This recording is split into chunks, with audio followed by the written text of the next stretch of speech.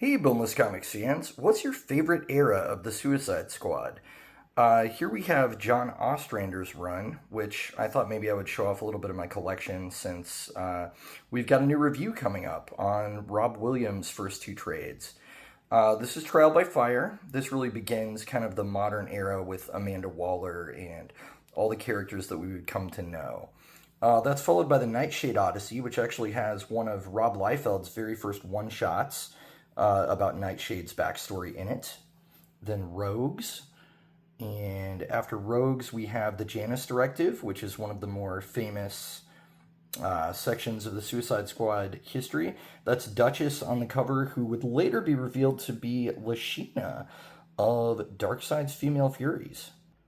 The era that actually introduced me to the squad was Adam Glass and Federico Dell'Occio's run, beginning with Volume 1, Kicked in the Teeth, from the post-Flashpoint or New 52 era.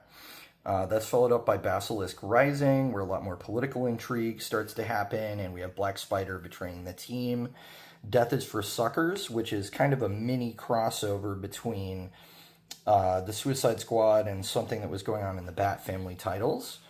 After Glass's run ended, we had Alice Cott and Matt Kindt writing for a little while. And finally, to round out Volume 4 of Suicide Squad, we have Walled In, which involved a lot of kind of tie-ins to the Forever Evil event. Following Volume 4 of Suicide Squad, we have New Suicide Squad, which is still technically in the New 52 era, but they removed that branding from the cover.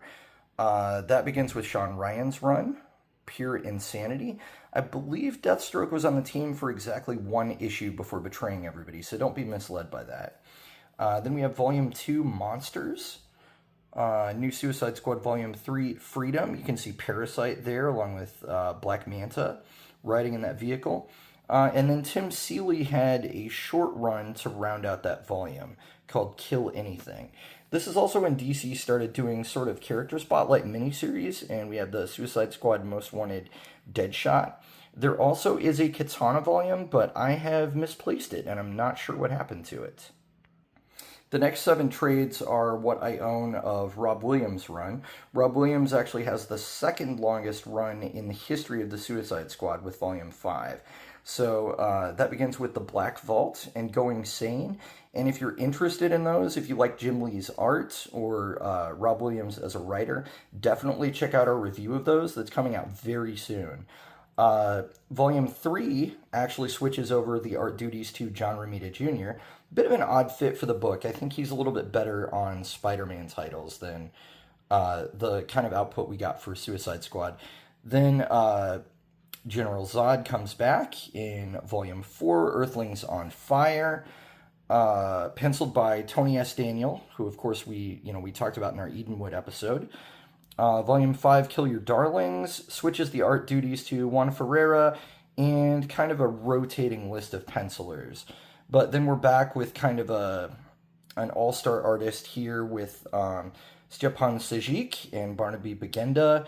And the final volume that I own is Drain the Swamp. But the run actually goes on for at least 2 more runs.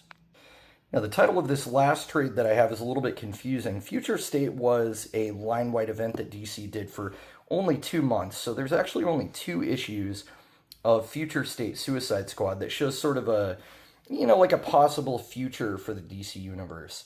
And the rest of the issues in this collection are Shazam, Teen Titans, and, other kind of unrelated titles, but they still tie in with the Future State event.